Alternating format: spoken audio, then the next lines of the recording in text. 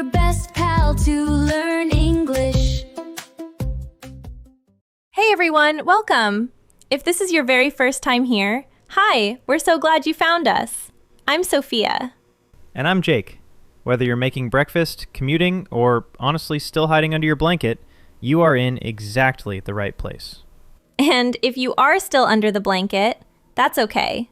We won't tell anyone. Okay, so Sophia, before we get into today's topic, I have to tell you something embarrassing that happened to me this morning. Oh no. Go on. So I had a video call with someone I had never met before. In English, obviously.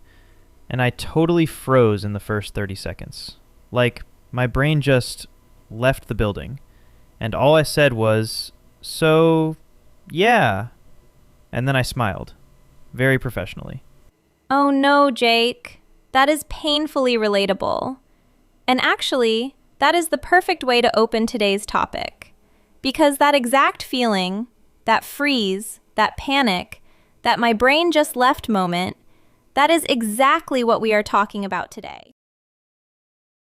How to sound more confident in English, even when your brain decides to take a little vacation without telling you. And this is for everyone, whether you're at B1, B2, or somewhere in between. Confidence in English is not about being perfect. It's about feeling comfortable enough to just keep going. Okay, so let's be honest about something. A lot of English learners actually know more English than they think they do. They can read articles, understand movies, follow conversations. But the moment someone asks them a direct question in English, silence. Yes, it's like the words are all there, somewhere in your head, but you can't find them fast enough. And then you start to panic. And then it gets even worse. It's like when you're looking for your keys, and the more stressed you get, the harder it is to find them, even when they're right in front of you. That is such a perfect way to put it. And honestly, I think I know what causes this. It's not that people don't know enough English. It's that they are too focused on being correct instead of just being understood. Exactly. We put so much pressure on ourselves to sound perfect, like every single sentence has to be grammatically flawless. And that pressure, that is what freezes you. And here's something that really surprised me when I first learned it. Even native English speakers make grammar mistakes. All the time. But they still sound confident because they don't stop. They just keep talking. Confidence doesn't come from making zero mistakes. It comes from not letting the mistakes stop you. And that is actually something anyone can practice. It's a skill, not a personality type. You are not born with it or without it. You build it. Can I share a story? Because I think this will feel very real for a lot of people listening right now. Please, yes. So I have a friend. Let's call him Leo. Leo had been studying English for 6 years. 6 years! His reading was amazing.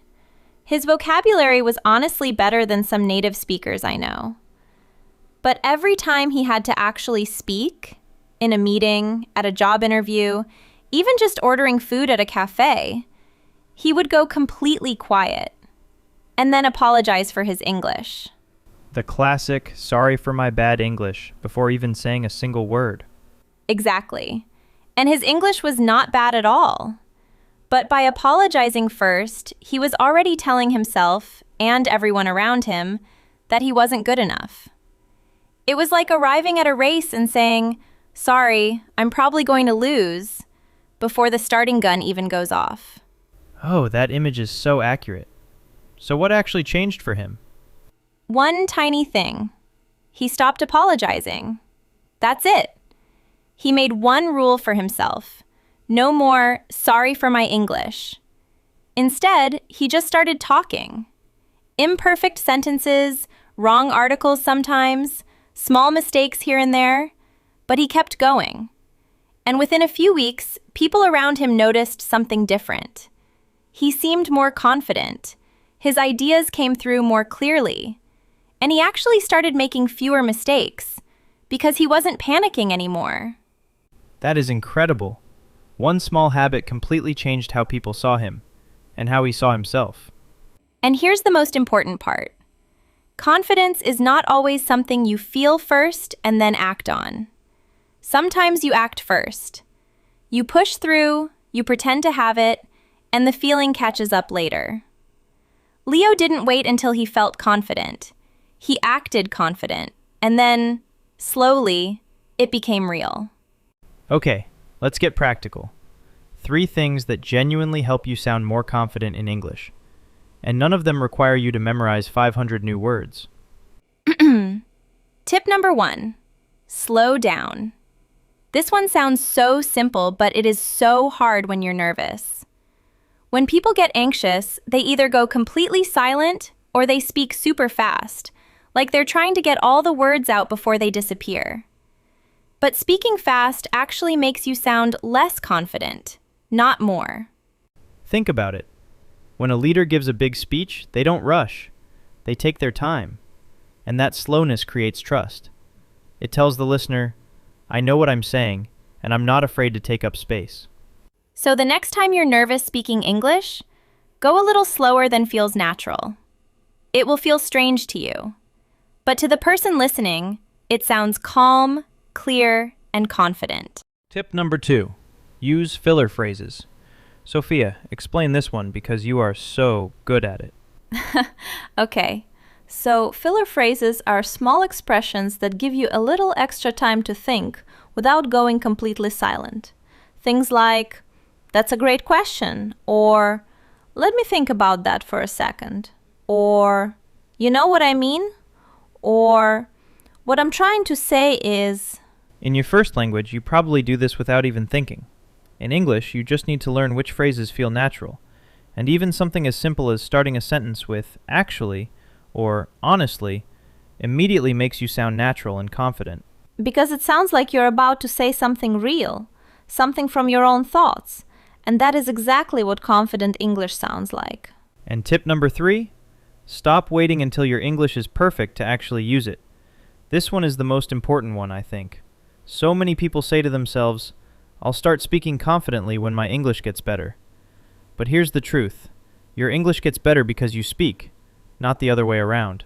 The confidence and the skill grow together at the same time. You can't wait for one to be ready before you start the other. It's like learning to swim. You cannot learn to swim by reading about water. At some point, you just have to get in the pool. And it's okay to swallow a little water sometimes. That is just part of the process. Exactly. So, slow down, use filler phrases, and start before you feel ready. 3 small changes that make a genuinely big difference. Okay, before we close, let's take our little vocabulary walk. 4 words and phrases from today that are genuinely useful for everyday life. Jake, you start. The first one, freeze up. To freeze up means to suddenly stop speaking or moving because of fear or panic. Like when a computer stops responding and just freezes. Your brain can do the same thing. You can say, I always freeze up when someone asks me a question in English out of nowhere. Next, self-conscious. To feel self-conscious means to feel very uncomfortable and aware of yourself. How you look, how you sound, what people might be thinking about you. It's that feeling that everyone in the room is watching and judging, even when they probably aren't. You can say, I feel really self-conscious about my accent when I speak English. Then, authentic. Authentic means real and true to yourself, not copied, not performed. When we say speak authentically, we mean use your own natural voice and your own style. You don't need to sound like a British actor or an American YouTuber. Your voice, with your accent, your rhythm, your personality, that is authentic. And authentic is actually more powerful than perfect. And the last one, take up space. To take up space means to exist and speak confidently, without shrinking, without apologizing for being there. In English, in life really, the people who slow down, speak clearly, and take up space are the ones who feel truly heard. You have every right to take up space in any conversation. Your words matter.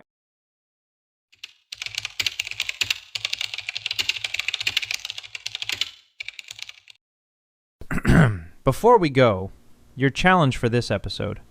Today, have one conversation in English. It can be short, even just one sentence to someone. And this time, no sorry for my English. Just speak. Start before you feel ready.